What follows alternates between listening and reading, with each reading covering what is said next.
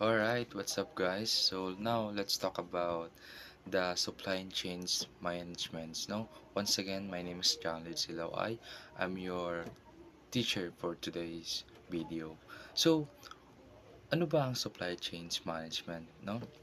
Ang supply chains management ay tumutukoy sa pamamahala ng paggalaw ng goods and services. Ibig sabihin, mula sa raw materials hanggang sa maging final product, lahat ng processes ay kasama dito. No? Kasama rin dito yung pag-simplify or pagpapadali ng isang operations ng isang company para mas mapabuti yung customer value at para maging competitive mula sa market. So, how supply chain management works, no? Ang supply chain management or SCM ay effort ng mga suppliers at companies para gumawa ng supply chains na efficient and economical. Kasama na dito yung productions, product development, at pati na rin yung information system na ginagamit para ma-manage ang mga activities, no? Ibig sabihin, hindi lang sa produkto ang inaasikaso nila ng SCM, kundi pati ang system at yung pag-process sa likod nito. So, how supply chain management works, no? Sa slide nito, mas makikita natin kung paano gumagana ang SCM. Ang SCM ay naglalayong i-coordinate ang manufacturing, shipments, at distribution ng produkto sa pamamagitan ng pag-optimize ng supply chains, no?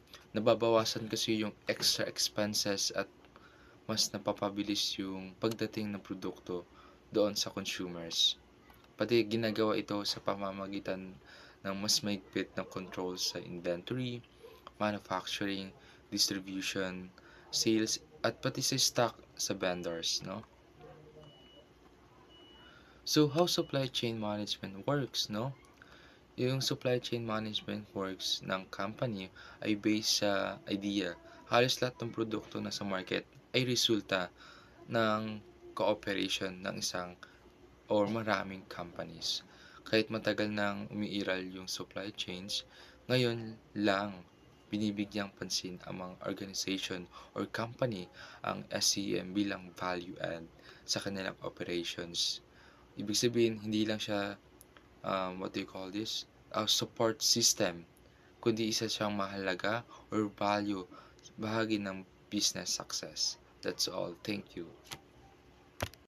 Hi, my name is Joshua Rodriguez, and I will be discussing about components of supply chain management. So, this involves coordinating all activities from production to delivery to ensure efficiency and cost effectiveness. So, a supply chain manager aims to minimize shortages and control expenses by overseeing logistics, procurement, and overall supply chain operations. Like, for example, a company might use data analytics to predict demand, optimize inventory levels, and streamline transportation routes, ultimately maximizing productivity and reducing costs. So, next slide. Supply chain management is all about handling everything that goes into making a product or service and getting it to the customer. It includes all the steps from getting raw materials to delivering the final product. So, effective supply chain management can really help a company's profit by boosting productivity and efficiency. It also helps avoid problems like product recalls and legal issues. The supply chain manager is in charge of coordinating all different parts. And, like, for example, a pizza restaurant, the supply chain starts with sourcing ingredients like flour, tomatoes, cheese, and toppings from various suppliers. So the restaurant needs to manage the ordering and delivery of these ingredients to ensure they have enough to meet customer demand. Then there's the process of preparing the dough, sauce, and toppings. The pizza is assembled, cooked, and then delivered to the customer, either in the restaurant or through delivery services. So, effective supply chain management here means ensuring the restaurant has fresh ingredients, efficient cooking processes, and timely delivery to keep customers happy. If the restaurant runs out of a popular topping or delivery drivers are delayed, it can negatively impact the customer experience. Now, for the next slide, planning. Supply chain management starts with planning, which makes sure that the supply meets customer and manufacturing needs. This involves several key activities. First, there's forecasting, where you try to predict how much of a product customer will want in the future. Then there's demand planning, where you take those forecasts and turn them into concrete production and inventory plans. And next one, capacity planning is also important, ensuring you have enough resources like equipment and manpower to meet the planned production levels. So the main goal is to balance supply and demand, avoid stockouts or excess inventory, and make sure everything runs smoothly from start to finish. And businesses have to predict what they will need in the future, such as raw materials, equipment capacity, and staffing. To make this process work well, big companies often use ERP systems to collect data and help with planning. Think of it like the brain of a company. Instead of each department using separate programs that don't talk to each other, an ERP system puts everything in one place.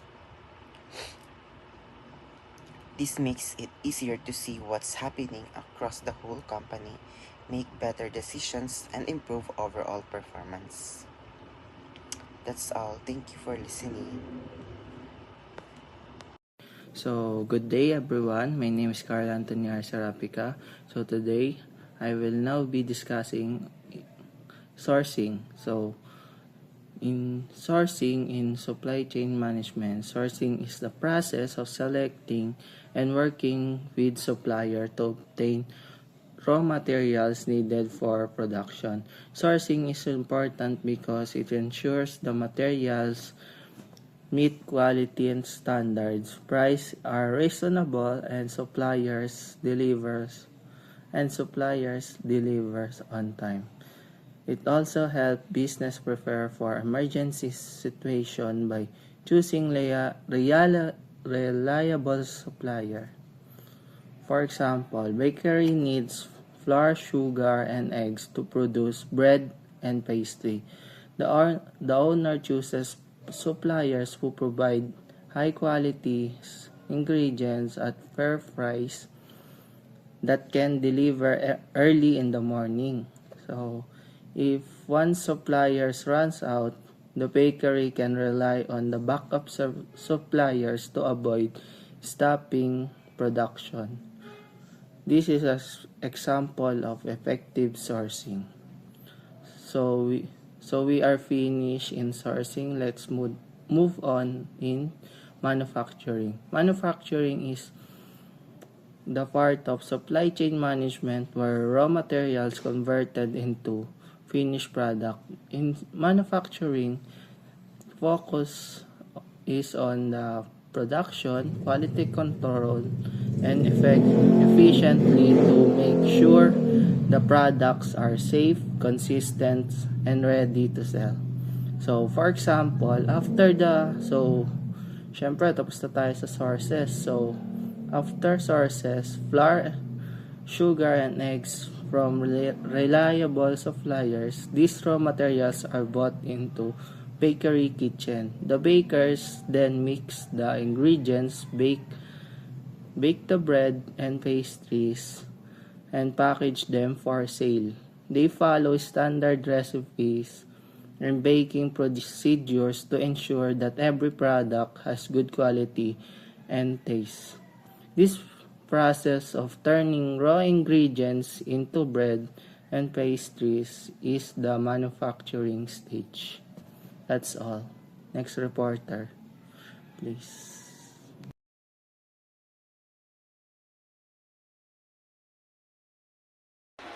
So, good day everyone. Today, we will exploring the delivering in supply chain management. So, ang delivering sa supply chain management ay yung part kung saan dinadala na mismo ng ang product papunta sa customer from warehouse hanggang sa pinpoint location ng customer or minsan sa may bahay pa. Dito minsan nagkakatalo kasi kahit perfect ang product at packaging, kung late naman yung dating o yung arrive ng items at mali yung ang deliver, hassle lang. Kaya sobrang crucial ang delivering sa buong process. Ito na rin kasi yung last step para ma-deliver na sa customer ang product. So for example, let's say umorder ka ng phone case sa Shopee. So after mo mag-check out, automatic na yun magna-notify kay seller na may order na. Kapag naman na-pack na ni seller yung item, ipapick up ito kay courier. Ito yung usually sila JNT, Ninja Van, or kahit sinong partner nila. So, dadalhin mo na ito sa sorting center para i-process at i-route kung saan ang deliver ng destination mo. So, from there, iikot yan sa ilang hubs. Depende kung saan ka nakatira. Pag ready na for delivery, i-assign na yan sa rider na nakabase sa area mo. So, dito na papasok ang last mile delivery. Si kuya na rider yung magde-deliver diretso sa bahay mo. So, usually, magte-text or tatawag siya, tapos ibibigay na yung item. And then, yung last na kailangan ng picture proof. So, that's it po. Thank you.